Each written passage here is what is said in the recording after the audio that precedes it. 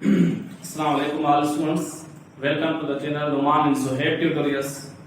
तो बेटा आज हम कंटिन्यू करेंगे इक्विलिब्रियम के प्रॉब्लम्स। जैसे कि वो प्रॉब्लम बच्चों को बहुत डिफिकल्ट लगते हैं, तो आज से हम वो प्रॉब्लम्स करेंगे इंशाल्लाह। काफी प्रॉब्लम करेंगे ताकि बच्चों को इजी लगे। डिफरेंट कॉन्सेप्ट से करेंगे ताकि हर कॉन्सेप्ट आप तक पहुंच जाए। तो इक्विलिब्रियम प्रॉब्लम करने के लिए आपको क्या याद रखना है? सिर्फ और सिर्फ कंडीशंस ऑफ इक्विलिब्रियम। इक्विलिब्रियम होता क्या है?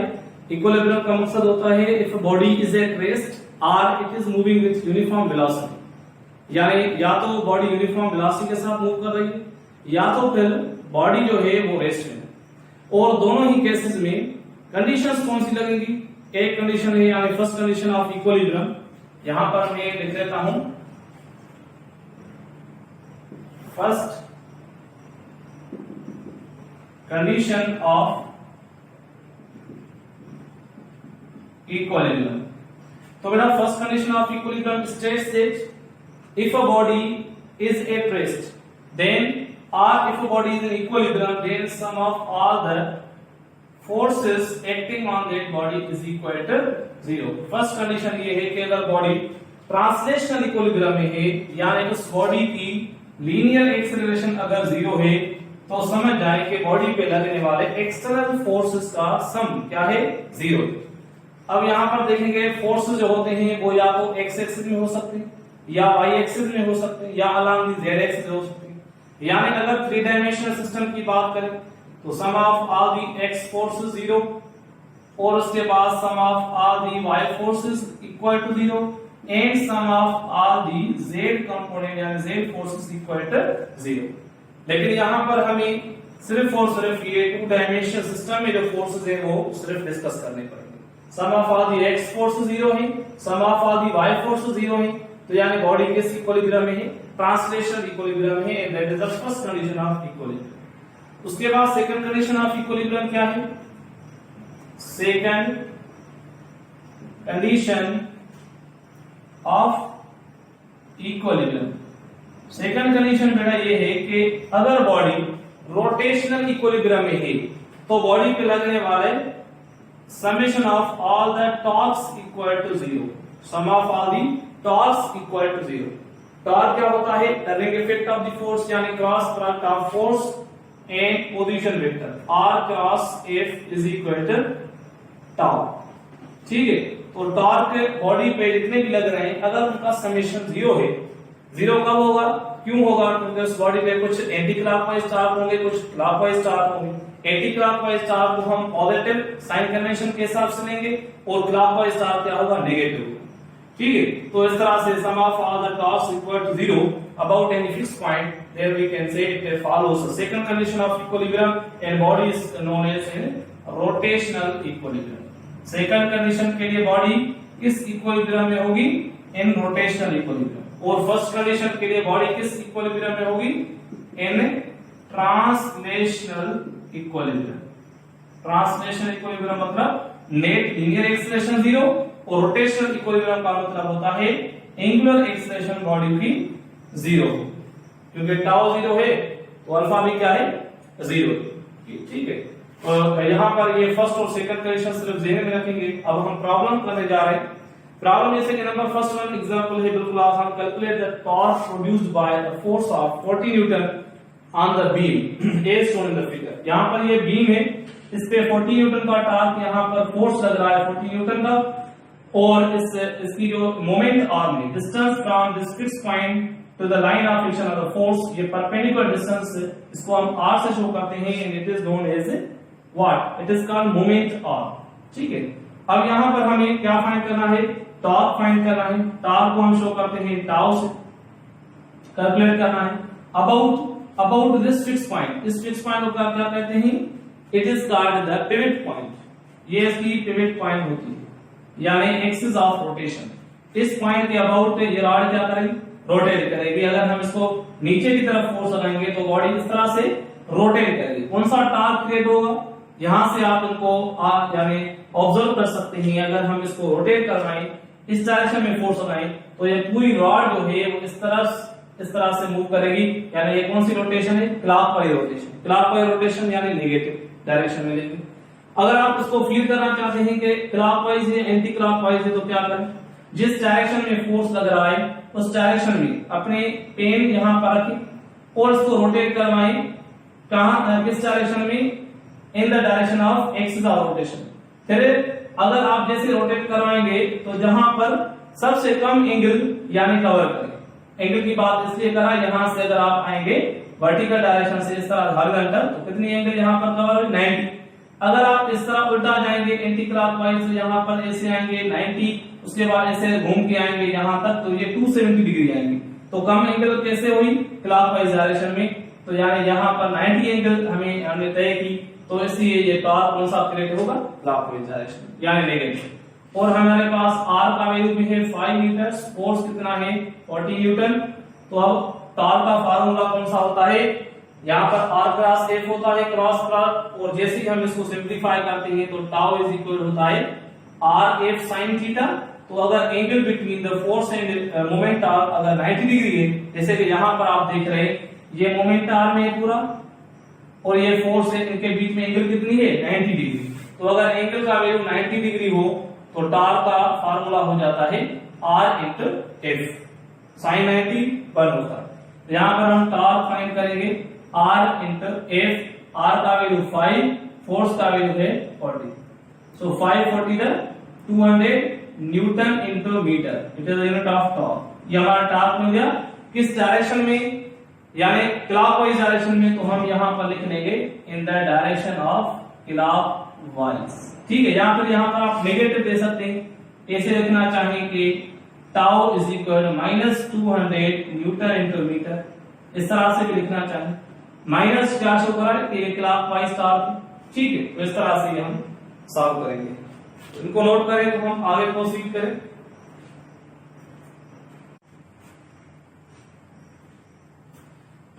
ओके बेटा, नेक्स्ट क्वेश्चन है हमारे पास। A block of the mass 100 kg is suspended as shown in the figure. Find the tension T1 and T2 in the two ropes. Take the value of G as 9.8 metre पर second square. यहाँ पर ये हमारे पास diagram given है, इसमें ये block है 100 kilogram का, सस्पेंडेड है टू रोप की मदद से। यहाँ पर इसमें टेंशन होगी T1 एंड T2 और यहाँ पर एंगल बन रही है 45 डिग्री, यहाँ पर एंगल है 60 डिग्री। हमें क्या फाइंड करना है, टेंशन इन द स्ट्रिंग। तो यहाँ पर ये पूरा जो सिस्टम है ये इस वक्त इक्विलिब्रियम में है, यानी ये सस्पेंडेड तो है लेकिन यहाँ पर ब्लॉक रेस्ट में है, मूव नहीं कर रहा। तो हम यहाँ पर क्या अप्लाई करेंगे, conditions of equilibrium in order to determine the value of tension T1 and T2। तो इसके लिए सबसे पहले डायग्राम बनाना लाजमी है, जिसको कहते हैं फ्री बॉडी डायग्राम। क्या कहते हैं इसको, सबसे पहले हम क्या बनाएंगे, फ्री बॉडी डायग्राम, FBD कहते हैं। फ्री बॉडी डायग्राम यानी फोर्स डायग्राम होता है, इसमें हम सिर्फ फोर्सेस शो करेंगे, अननोन एंड जो नोन फोर्स है। तो यहाँ पर हमारे पास ये रहा ब्लॉक, इसको हमने पॉइंट से शो किया है 100 किलोग्राम का। इस पे लगने वाला एक तो फोर्स है टेंशन T1 इस डायरेक्शन में, टेंशन T1, और दूसरा फोर्स है इस डायरेक्शन में tension T2, this is T2। ठीक है, और उसके बाद जो तीसरा फोर्स है यहाँ पर, तीसरा फोर्स है इस बॉडी का वेट ऑफ द ब्लॉक कहाँ एक्ट करेगा, in the down direction. Weight का वैल्यू क्या होता है, फार्मूला m इंटू जी होता है, यानी वेट हम फाइंड कर सकते हैं। मास गिवन है 100 किलोग्राम और जी का वैल्यू है 9.8, तो आंसर आएगा 980 Newton is the weight of this block. बाकी यहाँ पर ये जो T1 और T2 है इनको रिजॉल्व करना पड़ेगा, क्योंकि ये एंगल बना रहा है। यहाँ पर आप देख रहे हैं ऊपर ये एंगल, कितनी एंगल बन रही है 45 डिग्री। अगर ये एंगल 45 है तो आप यहाँ पर एक्स एक्सिस के साथ T1, अगर ये एंगल 45 है तो ये एंगल भी कितनी होगी 45 डिग्री होगी।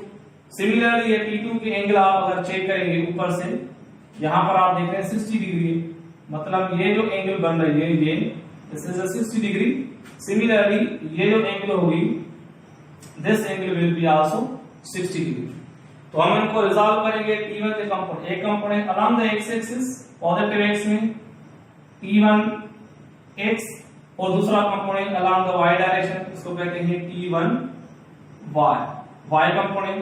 सिमिलरली इस T2 के कंपोनेंट एक component along the negative x axis जिसका नाम होगा T2x और दूसरा कंपोनेंट y डायरेक्शन में, this is the T2y component, T2y। ठीक है, अब यहां पर हमने क्या किया है, फोर्सेस को रिजॉल्व किया है। जो T1 था उसका एक कंपोनेंट T1x, दूसरा T1y, T2 का एक x कंपोनेंट T2x, दूसरा T2y। अब अप्लाई क्या करना है, कंडीशंस ऑफ इक्विलिब्रियम। सॉल्यूशन में अप्लाई करेंगे कंडीशंस ऑफ इक्विलिब्रियम। सबसे पहले फर्स्ट कंडीशन अप्लाई करेंगे। फर्स्ट कंडीशन कौन सी है, यहां पर हम लिख रहे हैं using first condition of equilibrium. याद है आपको फर्स्ट कंडीशन क्या हमने पढ़ाई, हमने सीखी कि sum of all the forces acting on the body is equal to. अब फोर्सेस हमारे पास यहाँ पर दो तरह के हैं, एक है हॉरिजॉन्टल एक्स एक्सिस में, दूसरे हैं वाई एक्सिस में। तो सबसे पहले हम आएंगे sum of all the X forces is equal to 0। अब जितने भी एक्स कंपोनेंट फोर्सेस है, एक्स में मतलब हॉरिजॉन्टल में, एक पॉजिटिव एक्स में है, दूसरा नेगेटिव एक्स में है। तो जो पॉजिटिव एक्स में है वो पॉजिटिव लेना है, जो नेगेटिव एक्स एक्सिस में वो नेगेटिव रखना है। यहाँ पर F1x पॉजिटिव, बल्कि F1 की जगह हमने T1 यूज किया है, तो हम यहाँ पर रखेंगे T1x minus T2x is equal to 0। दो ही फोर्सेस है x डायरेक्शन। अब यहाँ पर वैल्यू पुट करें T1x और T2x की। तो कंपोनेंट आपको याद है, रिजोल्यूशन ऑफ द वेक्टर्स हमने पढ़ा है कि अगर एंगल x एक्सिस के साथ बन रही है तो उसका x कंपोनेंट होगा उसके साथ cos बनाएंगे। यानी यहां पर हम लिखेंगे T1x का वैल्यू होगा T1 cos of angle which is made by the vector with x axis 45 degree। T1x is equal to T1 cos 45 और y के साथ साइन लगाएंगे तो यहां पर लिखेंगे T1y is equal to T1 sin of angle 45 degree। Similarly अगर हम T2 के कंपोनेंट, तो T2 का x कंपोनेंट इसके साथ क्या लगाएंगे cos, तो T2 into cos 60 डिग्री और T2 का y कंपोनेंट इसके साथ साइन लगेगी। तो इसको हम यहां पर लिख लेते हैं y कंपोनेंट यानी T2y is equal to T2 into sin of angle 60 degree.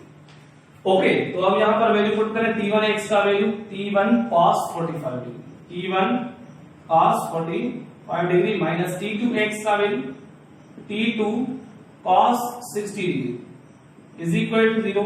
Putting the values, T1 मालूम करना है, अननोन है, और cos 45 का वैल्यू होता है 0.707 या 1/2 रखें, माइनस T2 मल्टीप्लाई करें cos 60 होता है 1/2 होता है, 1/2 रखें या यहां पर क्या रखें 0.5 इज इक्वल टू 0। अब यहां पर हम इसको नाम देते हैं इक्वेशन नंबर 1, क्योंकि यहां पर एक इक्वेशन है, दो वेरिएबल है T1 T2। अब हमारे सेकंड इक्वेशन बनेगी जब हम sum of all the y force equal 0 करेंगे। x फोर्स कर दिया, अब हम करेंगे नाउ फर्स्ट कंडीशन का सेकंड पार्ट होता है sum of all the y forces is equal to 0। Vertical forces देखें, जो पॉजिटिव y नहीं उनको पॉजिटिव दो फोर्स है, एक T1y है, दूसरा T2y है, और नेगेटिव डायरेक्शन में सिर्फ और सिर्फ बॉडी का वेट है। तो लिखेंगे T1y positive plus T2y positive minus W is equal to 0। Value put करेंगे T1y और T1y के साथ क्या दिया साइन, तो यहां पर रखेंगे T1 sine of angle 45 degree plus T2y का वैल्यू है T2 sine 60, T2 sine 60 degree और माइनस यहां पर है W का वैल्यू पुट करेंगे 980, जो हमने वेट का वैल्यू W का निकाला 980 न्यूटन इज इक्वल टू 0। अब 980 जो है इसको राइट साइड शिफ्ट करें तो ये पॉजिटिव हो जाएगा, और अब इसको अगर हम यहां पर ही नाम दें इक्वेशन नंबर कौन सी, इक्वेशन नंबर 2। ठीक है, अब इसको फर्दर हमें सॉल्व करना पड़ेगा। इक्वेशन नंबर 1 से अगर हम T1 का वैल्यू उठा के पुट करें इक्वेशन नंबर 2 में तो हमारा काम बन जाएगा। ठीक है, पुट करें वैल्यू इसका T1 का वैल्यू पुट करें इक्वेशन नंबर 1 में, तो T1 से वैल्यू हम निकाल रहे हैं, यहां पर लिखेंगे from equation number 1। First equation है T1 into 0.707 into T1 is equal to ये जो वैल्यू है T2 into 0.5 इसको हम कहां शिफ्ट कर रहे हैं, राइट साइड पर, तो ये हो जाएगा 0.5 into T2। अब क्या करेंगे, T1 का वैल्यू को हम यहां से ले रहे हैं, तो T1 का वैल्यू हो जाएगा 0.5 into T2 अपॉन 0.707।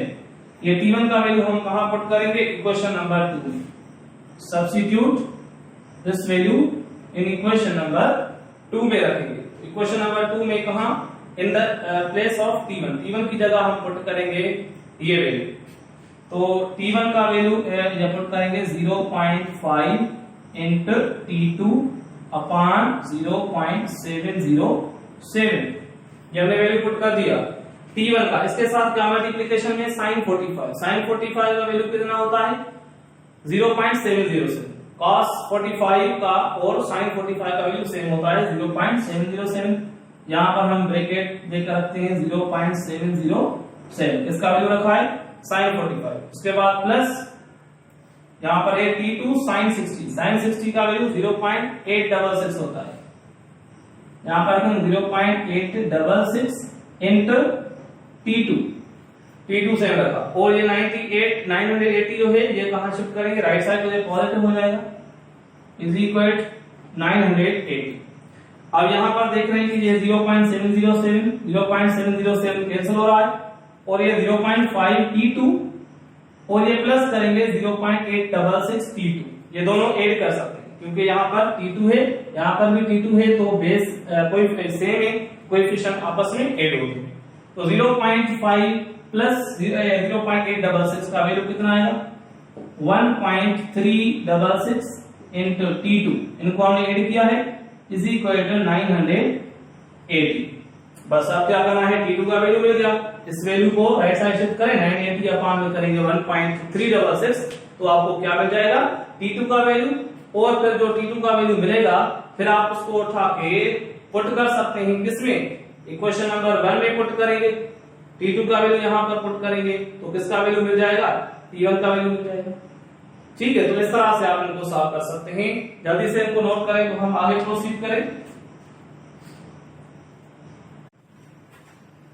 ओके बेटा, तो यहां से हम क्या करेंगे, अब 1.366 into T2 इज इक्वल 980, यहां से T2 का वैल्यू फाइंड करके इक्वेशन नंबर 1 में पुट कर देंगे।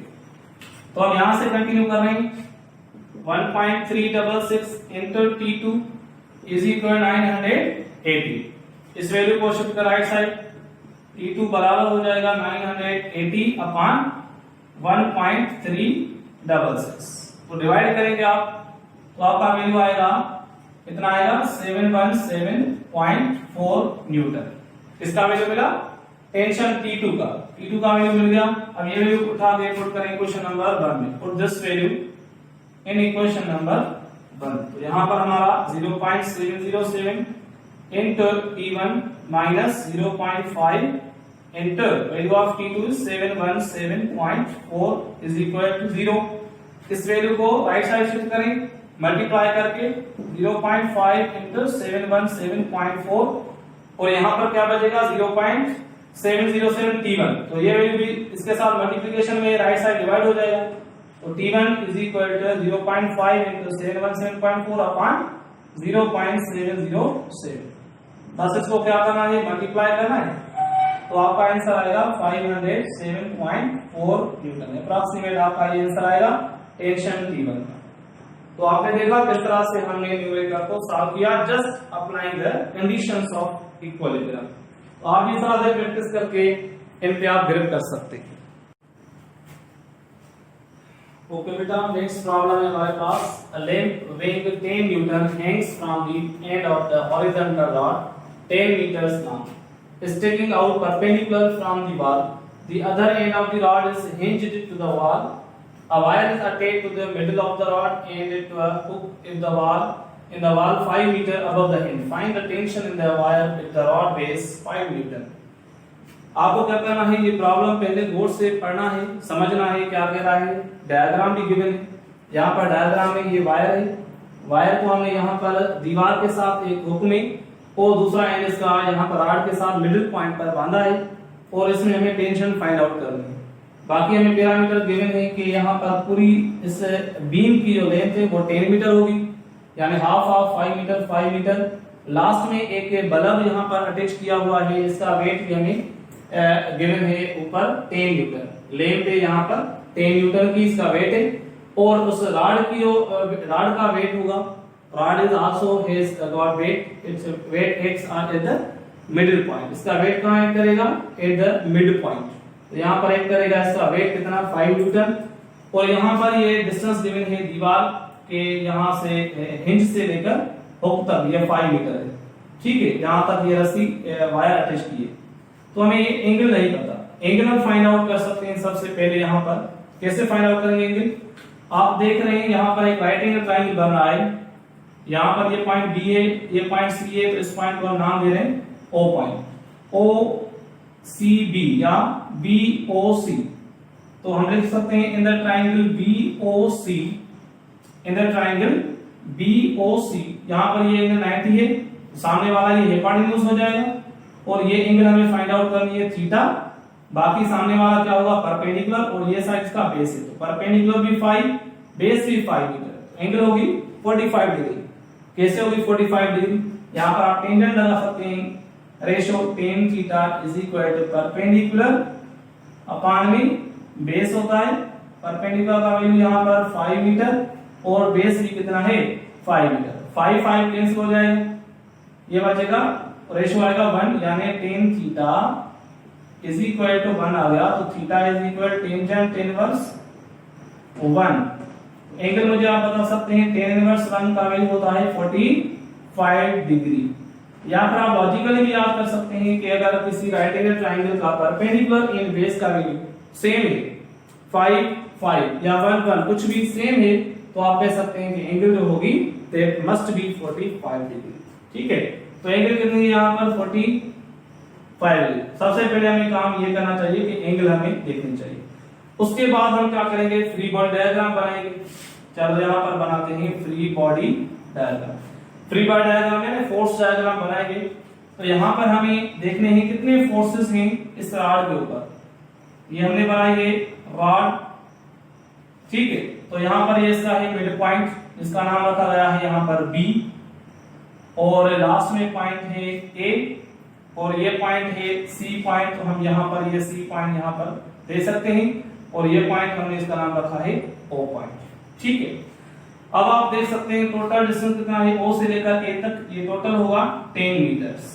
दिस विल बी 10 मीटर्स, और ये हाफ हाफ कितना होगा 5 मीटर्स। ओ से लेकर बी तक 5 मीटर, और बी से लेकर ए तक ये भी कितना होगा 5 मीटर्स। और ए पॉइंट पर जो वेट है, वेट ऑफ द बल्ब, इसको आप नाम दे सकते हैं W1 या W2, जो भी नाम दे सकते हैं। W1 कितना है 10 न्यूटन गिवन है हमें। उसके बाद टेंशन इन रेजिस्टेंस यहाँ पर हमें फाइंड आउट करनी है। टेंशन इस तरह से शो करनी है, जैसे यहाँ पर गिवन है T टेंशन, ये फाइंड आउट करनी है। और ये एंगल हमने कितनी फाइंड आउट करनी 45 डिग्री। तो टेंशन एंगल पर है, तो इसको रिजॉल्व भी करना पड़ेगा। बाकी यहाँ पर और वेट है किसका? रॉड का। कहाँ एक्ट करेगा? At the centre of gravity, इसके बिल्कुल सेंटर पॉइंट पर। Downward wait of the beam, इसको हम W2 या W लिख सकते हैं। चलो इसको W2 नाम देते हैं। W2 कितना है 5 न्यूटन, ये गिवन है यहाँ पर 5 न्यूटन, ओके। बाकी यहाँ पर और फोर्सेस भी हैं। कौन से फोर्सेस हैं? यहाँ पर दीवार में ये जो पूरी रॉड फिक्स है, तो यहाँ पर भी 2 फोर्सेस हैं।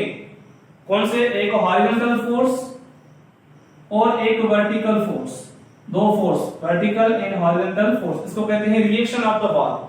तो यहाँ पर हमें सिर्फ और सिर्फ टेंशन फाइंड आउट करनी है। बाकी वैल्यू इस तरह से गिवन है कि हम डायरेक्टली सेकंड कंडीशन लगा के टेंशन फाइंड आउट कर सकते हैं।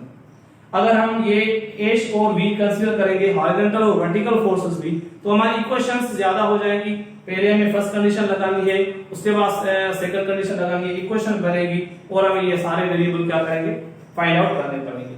तो यहाँ पर अगर हमसे पूछता है रिएक्शन ऑफ द वॉल भी फाइंड आउट करें, तो यहाँ पर भी हमें इस ओ पॉइंट पर यहाँ पर देना पड़ेगा एक दीवार का हॉरिजॉन्टल फोर्स एच और दूसरा वर्टिकल फोर्स यानी V, ठीक है, अगर ये पुटता तो हम ये भी हम यहाँ पर लगाते और इसको फाइंड आउट करते। और टेंशन को रिजॉल्व करेंगे। टेंशन का एक कंपोनेंट वर्टिकल, एक कंपोनेंट हॉरिजॉन्टल।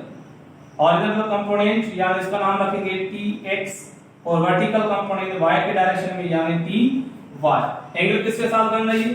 x एक्सिस के साथ। तो Tx के साथ क्या लगाएंगे? cos थीटा, यानी Tx का वैल्यू हो जाएगा T cos एंगल कितनी है? 45 डिग्री, और Ty का वैल्यू हो जाएगा T sin 45 डिग्री। इस तरह से ही आपको फ्री बॉडी डायग्राम बनाना आना चाहिए।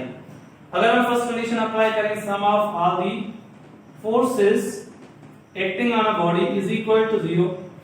सम of all the forces, forces में कौन कौन से? Horizontal and vertical forces, sum of all the X component is equal to 0। Horizontal forces को हमने 0 कर दिया। अब कितने हॉरिजॉन्टल है यहाँ पर देख रहे हैं आप? एक दीवार का हॉरिजॉन्टल कंपोनेंट पॉजिटिव y में हमने पॉजिटिव x एक्सिस में शो किया है, और Tx horizontal component of the tension negative x में, तो यहाँ पर रखेंगे h पॉजिटिव और Tx नेगेटिव, दोनों को ऐड किया इज इक्वल टू 0। अगर हम यहाँ पर वैल्यू पुट करें Tx का, तो T cos 45 रखना पड़ेगा, h minus T cos 45 degree equal to 0। इसको नाम रखते हैं क्वेश्चन नंबर 1। अब y डायरेक्शन में जो फोर्सेस हैं कितने हैं यहाँ पर देख रहे हैं? O पॉइंट पर v वर्टिकल डायरेक्शन में पॉजिटिव में v है, दूसरा b पॉइंट पर एक Ty कंपोनेंट, दूसरा डाउनवर्ड में W2 wait of the beam या रॉड, रॉड का जो वेट है W2, और तीसरा है वेट W1, इसका वेट है, ये वेट है लेफ्ट का, A पॉइंट पर एक्ट कर रहा है। ठीक है, यानी कितने फोर्स हो गए टोटल? तो यहाँ पर टोटल y डायरेक्शन में 4 force, vertical Ty, W2 and W1। तो यहाँ पर रखेंगे जो पॉजिटिव y में ही ऊपर की तरफ पॉजिटिव रखेंगे, यहाँ पर लिखेंगे sum of all the y forces equal to 0।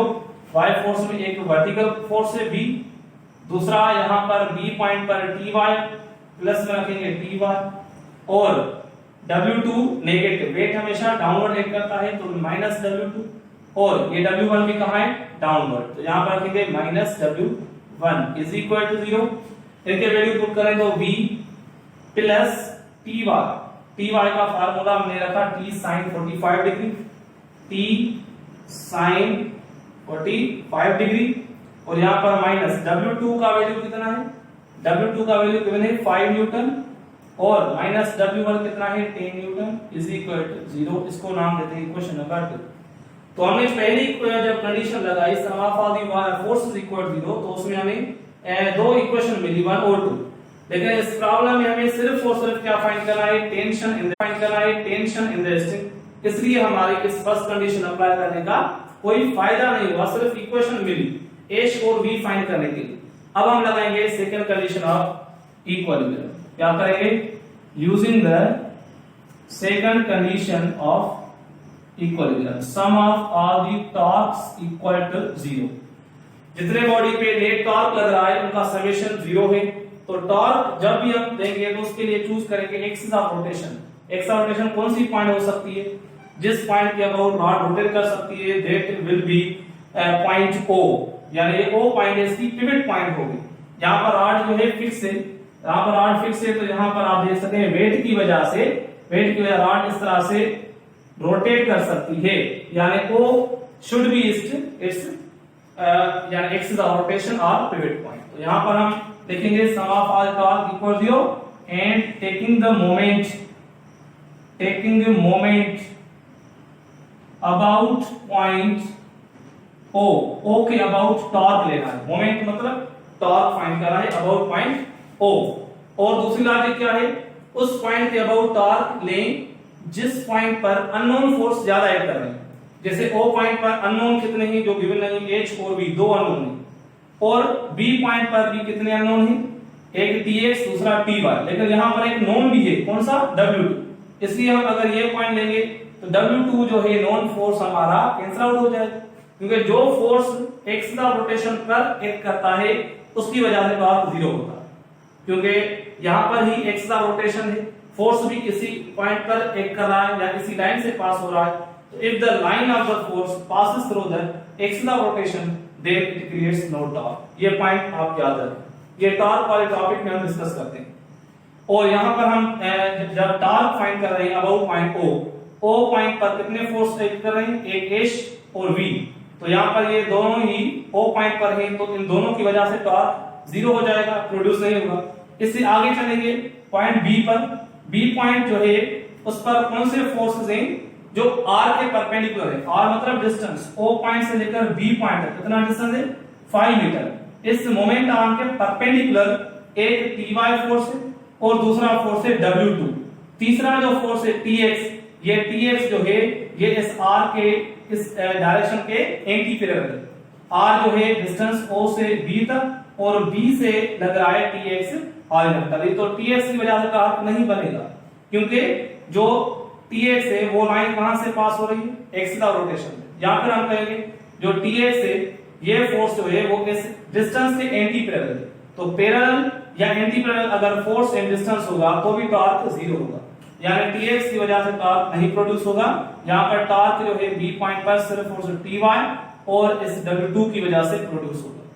अब हम देखेंगे TY की वजह से टॉर्क कौन सा प्रोड्यूस होगा, तो TY की वजह से टॉर्क प्रोड्यूस होगा एंटी क्लॉकवाइज डायरेक्शन, इस डायरेक्शन में एंटी क्लॉकवाइज। क्यों एंटी क्लॉकवाइज, यहाँ पर मैंने आपको बताया पेन को यहाँ पर अपनी यहाँ पर उस डायरेक्शन में रखिए जिस डायरेक्शन में फोर्स है, इसको एक्सियल रोटेशन की तरफ घुमाएं। जैसे आप घुमाएंगे तो आपको जो कम रास्ता तय करना पड़ेगा उस पर इस तरह से होगा एंटी क्लॉकवाइज, यानी 90 डिग्री आपकी इस तरह से होगी। इसको अगर आप क्लॉकवाइज आएंगे तो 270 डिग्री हो जाएगी।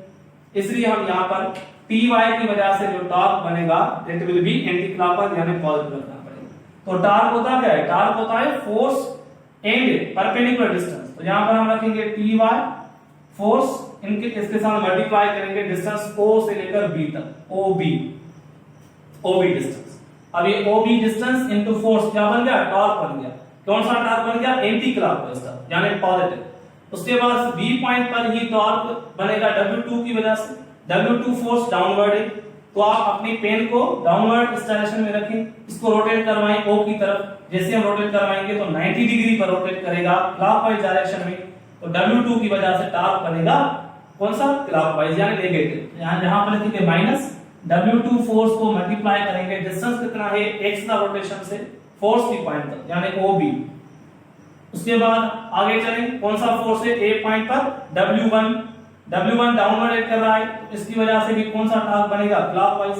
क्योंकि यहां से अगर आप रोटेट करवाएंगे it will rotate in the clockwise direction और टोटल डिस्टेंस देखना है from the axial rotation O से लेकर A तक, टोटल डिस्टेंस। तो यहां पर ये टॉर्क हमारा negative, W1 force multiply OA distance is equal to 0। ये sum of all the torques हमने 0 कर दिए सेकंड कंडीशन के लिए। ओके बेटा, इसको हम फर्दर सॉल्व कर रहे हैं। जैसे आपने देखा कि यहां पर हमें force into OB distance minus W2 into OB distance minus W1 into OA। उसके बाद TY का वैल्यू T sin 45 के साथ OB का वैल्यू यहां पर रखना है। सॉरी यहां पर हमने वैल्यू नहीं रखा है। TY का वैल्यू कितना है, TY T sin 45 है, तो T sin 45 डिग्री और मल्टीप्लाई करेंगे OB डिस्टेंस कितना है O से लेकर B तक 5 मीटर है, यहाँ पर हम 5 मल्टीप्लाई करेंगे।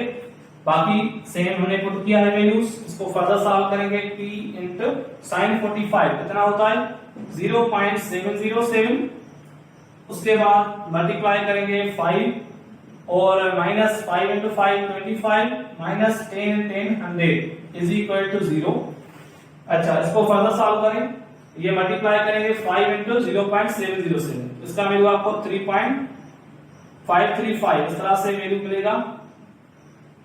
अप्रॉक्सीमेट आप कैलकुलेट करेंगे, इसके साथ टी के साथ मल्टीप्लाई करेंगे और इनको ऐड करेंगे 25 और 100, तो कितना होगा 125। राइट साइड पर ये पॉजिटिव हो जाएगा 125 और टेंशन इज इक्वल टू 125 को डिवाइड करेंगे 3.535 से, तो आपका टेंशन का वैल्यू मिलेगा कितना 35.36 Newton value of tension in the strip. यहाँ पर हमारा टेंशन का वैल्यू मिल गया। अगर आप चाहते हैं कि यहाँ पर ये जो दीवार के हॉरिजॉन्टल एंड वर्टिकल फोर्सेस भी लग रहे हैं ये भी कैलकुलेट करना चाहते हैं, तो क्या करेंगे, जैसे हमने इक्वेशन 1 और 2 बनाई, टेंशन का वैल्यू उठा के क्वेश्चन 1 और 2 में पुट करेंगे तो आपको H और B भी मिल जाएंगे, यानी रिएक्शन ऑफ द बॉल। ये हम दूसरे प्रॉब्लम में हमें कहेगा।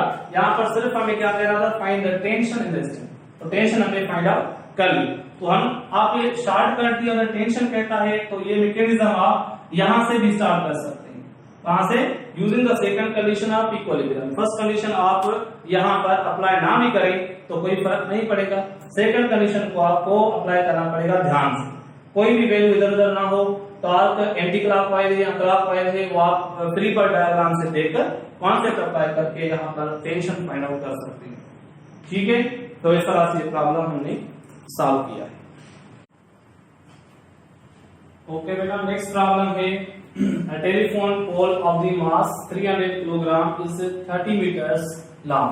यहाँ पर ये आप देख रहे हैं टेलीफोन बूथ है, एक साइड से थिक है एक साइड से थिन है, इसकी टोटल लेंथ है 30 मीटर्स। ठीक है, तो अब कह रहा है centre of gravity is 10 metre from the thick end. Centre of gravity एक थिक एंड से 10 मीटर के फासले पर, यानी डी पॉइंट पर इसका centre of gravity. Centre of gravity is the point where the weight of the body acts, यानी body का जो वेट है यहां पर एक्ट कर रहा है। और वेट का फार्मूला क्या बनेगा? वेट का फार्मूला आपको याद है, m इंटू जी होता है mass into acceleration due to gravity. Mass आपको गिवन है 300 किलोग्राम, तो यहां से आप इसका वेट फाइंड कर सकते हैं। 300 मल्टीप्लाई विद जी का वैल्यू है 9.8, तो यहां पर आपका इसका आंसर आएगा कितना? 2940 न्यूटन। 2940 न्यूटन मल्टीप्लाई करेंगे 3 इंटू 9.8 ये आएगा 29.4 इंटू 100 करेंगे तो 2940 न्यूटन आपका वेट आएगा। वेट एट कहां कर रहा है? डी पॉइंट पर, यानी थिक एंड से 10 मीटर के फासले पर। ए से लेकर डी तक कितना फासला है हमने मेंशन किया हुआ है 10 मीटर। ओके, और इसका यहाँ पर ये जो सी पॉइंट पर दिया गया है ये इसका फुलक्रम कहलाता है। फुलक्रम यानी यहाँ पर इसको सपोर्ट दी गई है नाइफ एज, इसको सपोर्ट कर रहा है, बैलेंस कर रहा है। ये पूरा टेलीफोन पोल कहां पर बैलेंस हो रहा है? सी पॉइंट पर। सी पॉइंट पर ये राइट और लेफ्ट साइड एक दूसरे को बैलेंस कर रही है, इक्विलिब्रियम में सिस्टम। आगे हमसे पूछ रहा है what force must be applied at the thin end to maintain the pole in the horizontal position when it is supported at its mid point. जब मिड पॉइंट पे सपोर्ट देंगे सी पॉइंट पर तो राइट साइड पर कितना हम force लगाएंगे ताकि ये सिस्टम बैलेंस रहे, इक्विलिब्रियम मतलब कंडीशन लगाएंगे। तो सी पॉइंट से लेकर एफ तक कितना डिस्टेंस होगा? 15 मीटर हाफ, और सी से लेकर डी तक ये कितना होगा? 5 मीटर। ओके, तो यहां पर हम क्या अप्लाई करेंगे? यहां पर हम अप्लाई करेंगे कंडीशंस ऑफ इक्विलिब्रियम। डायरेक्टली हम सेकंड कंडीशन लगाएंगे, sum of all the torques equal to 0। अगर आप फर्स्ट कंडीशन लगाना चाहें तो फर्स्ट कंडीशन से हमें यहां पर आप देख रहे हैं कि हॉरिजॉन्टल फोर्स और वर्टिकल फोर्स में हमें और फोर्स गिवन नहीं है। कौन सा? जो सी पॉइंट पर लग रहा है। यहां पर अगर हम बनाएं इसका फ्री बॉडी डायग्राम, ये हम क्या बना रहे हैं? Free body diagram. तो यहां पर हम सोचेंगे ये पॉइंट है बी, ये पॉइंट है ए, और यहां पर ये पॉइंट है बी, और ये पॉइंट है C point. This is C point. Okay, तो डी पॉइंट पर तो वेट है इस पोल का कितना एक्ट कर रहा है? Wait 2940 Newton. ए पॉइंट पर कोई फोर्स नहीं है, और लास्ट फोर्स है किस पॉइंट पर? बी पॉइंट पर है। अब यहाँ पर एक तीसरा फोर्स भी हिडन है, लेकिन यहाँ पर मेंशन नहीं किया गया है। कौन सा? यहाँ पर ये जो सपोर्ट है, इसको सपोर्ट है ना 8 पॉइंट सी, तो सी पॉइंट पर भी एक फोर्स इसको ऊपर की तरफ लग रहा है। कौन लगा रहा है? यहाँ पर ये जो हमने फुलक्रम दिए सपोर्ट, ये इसको ऊपर की तरफ सपोर्ट कर रहा है, तभी तो पूरा वेट इसके ऊपर यहाँ पर सपोर्टेड है। तो सी पॉइंट पर चलो इसका हम नाम रख रहे हैं F1। F1 फोर्स कहाँ कर रहा है? ऊपर की तरफ। तो यहाँ पर अगर हम अप्लाई करें फर्स्ट कंडीशन जो फोर्सेस के बारे में, summation of all the x force equal to 0, कोई भी हॉरिजॉन्टल फोर्स नजर नहीं आ रहा, तो sum of all the x force जो है ये तो कंडीशन इसकी वैसे ही यहाँ पर नहीं अप्लाई होगी, कोई भी एक्स फोर्स नहीं। वाई फोर्स की बात करेंगे तो sum of all the Y force equal to 0, तो वाई फोर्स कितने हैं? 3 है। 3 में से हमें 2 अननोन है। कौन कौन से? F1 भी गिवन नहीं है, F भी गिवन नहीं है, और W हमें सिर्फ गिवन है। तो ये इक्वेशन बनेगी, अगर हम बनाना भी चाहें तो एक फोर्स ऊपर की तरफ F1 और डाउनवर्ड जो है -W और -F इज इक्वल टू 0। तो यहाँ पर ये जो हमारा F1 है ये भी अननोन है और ये F है ये भी अननोन है। तो यानी ये जो इक्वेशन बनी इससे हमें कोई भी फोर्स यहाँ पर नहीं मिलेगा। इसलिए हमने कहा कि हम क्या अप्लाई करेंगे, हम अप्लाई करेंगे second condition of equilibrium sum of all the torques equal to 0। हम यहाँ पर टॉर्क देखेंगे, बॉडी पर जो भी टॉर्क होंगे उनका नेट रिजल्ट क्या आएगा, 0 आएगा। ओके, बाकी डिस्टेंस आपको मेंशन है यहाँ पर। अब जब टॉर्क फाइंड करेंगे तो टॉर्क के लिए हम क्या चूज करेंगे, कोई भी एक्सिस यानी इसकी पिवट पॉइंट। तो पिवट पॉइंट कौन सी है, सपोर्ट वाली पॉइंट। इस पॉइंट के अबाउट रॉड जो है वो इम्बैलेंस हो सकती है, मतलब रोटेट कर सकती है, लेकिन नहीं कर रही। क्यों, क्योंकि ये इक्विलिब्रियम है। तो ये जो सी पॉइंट है इस F1 को आप चाहे मेंशन करें या मेंशन ना भी करें तो यहाँ पर इससे कोई फर्क नहीं पड़ेगा। यहाँ पर हमने ये सपोर्ट यहाँ पर शो कर दी, इससे क्या कोई फोर्स लग रहा है। अब जब हम ये सी पॉइंट इसकी पिवट पॉइंट लेंगे तो इस सी पॉइंट पर जो भी फोर्स एक्ट होगा उसका टॉर्क तो 0 होगा, बनेगा ही नहीं। तो यहाँ पर हम लेंगे क्या लिखेंगे, taking the moment about point. किस पॉइंट के अबाउट टॉर्क ले रहे हैं, अबाउट पॉइंट सी पॉइंट के अबाउट टॉर्क ले रहे हैं। तो कितना टॉर्क बनेंगे, अब टॉर्क एक तो W फोर्स एक्ट कर रहा है और ये डिस्टेंस भी है C से लेकर D तक परपेंडिकुलर। W की वजह से टॉर्क बनेगा, दूसरा F की वजह से टॉर्क बनेगा। बाकी कोई टॉर्क यहाँ पर नहीं बनेगा क्योंकि दो फोर्स है वर्टिकल टू द डिस्टेंस। यहाँ पर हम W की वजह से टॉर्क देखेंगे, कौन सा होगा, इसकी वजह से टॉर्क बनेगा एंटी क्लॉकवाइज और F की वजह से क्या बनेगा, क्लॉकवाइज। कैसे होगा ये, तो जो W है वेट ये डाउनवर्ड एक्ट है, तो अपने पेन को फोर्स के डायरेक्शन में पुट करें, इसको घुमाएं एक्सिस ऑफ रोटेशन की तरफ यानी सी की तरफ। जैसे इसको रोटेट करवाएंगे तो आसान रास्ता जो होगा इस तरह से होगा, इस तरह से हम इस तरह से घुमाएंगे डाउनवर्ड से राइट साइड की तरफ, तो ये एंटी क्लॉकवाइज था 90 डिग्री पर घूमेगा। अगर इसको ऐसे रोटेट करवाएंगे तो ये लंबा रास्ता हो जाएगा, इस तरह से टॉर्क क्रिएट नहीं होगा। जो सबसे आसान रास्ता है इस तरह से आप इसको घुमाएंगे तो टॉर्क। यहाँ पर आप देखें हमने फोर्स को डाउन रखा, अब एक्सिस की तरफ घुमाना है या सेंटर की तरफ, तो ये इसको घुमाएंगे तो आसान रास्ता इस तरह से होगा, क्लॉकवाइज डायरेक्शन। ओके, तो इसलिए W की वजह से एंटी क्लॉकवाइज। तो लिखेंगे जो फोर्स है W इसको मल्टीप्लाई करेंगे डिस्टेंस है CD, ठीक है, और उसके बाद नेगेटिव टॉर्क बनेगा F की वजह से -F मल्टीप्लाई डिस्टेंस क्या है C से लेकर B तक, यहाँ B से रखेंगे इज इक्वल टू 0। बस यहाँ पर वैल्यू पुट करें, A फाइंड करना है, W वेट कितना है गिवन है 2940 Newton multiply with CD, C से लेकर D तक डिस्टेंस यहाँ पर गिवन है 5 मीटर, ठीक है। टोटल A से लेकर C तक 15 मीटर है, A से लेकर D तक 10 मीटर है, तो C से लेकर D तक कितना होगा 5 मीटर, माइनस यहाँ पर F अननोन है मालूम करना है, और BC B से लेकर C तक ये कितना है 15 मीटर। ओके, तो यहाँ पर रखेंगे 15 इज इक्वल टू 0। इसको राइट साइड पर ले जाएं तो ये हो जाएगा 15 into F, 15F right side पर पॉजिटिव हो गया। यहाँ पर इनको दोनों को मल्टीप्लाई करना है 2940 मल्टीप्लाई विद 5। अब F फॉलो करना है 15 को भी नीचे ले आए लेफ्ट हैंड साइड पर, तो ये F बराबर हो जाएगा 2940 मल्टीप्लाई विद F अपॉन में 15। बस इनको मल्टीप्लाई डिवाइड करें, तो पहले हम डिवाइड कर लेते हैं 1 5 द 5 3 5 द 15 और 1 3 द 3 यहाँ पर आपका डिवाइड करेंगे तो 980 Newton is the force which is acting in the downward direction। Downward लगाना पड़ेगा तभी ये सिस्टम किसमें रहेगा, बैलेंस रहेगा। तो यहां पर लिखेंगे इन द डाउनवर्ड डायरेक्शन, क्योंकि हमें कंसीडर भी हमने डाउनवर्ड ही किया था और यहां पर हमारा आंसर भी पॉजिटिव आ रहा है यानी डाउनवर्ड डायरेक्शन। ठीक है, तो इस तरह से हम ये प्रॉब्लम इस तरह सॉल्व करेंगे। जल्दी से इसको नोट करें।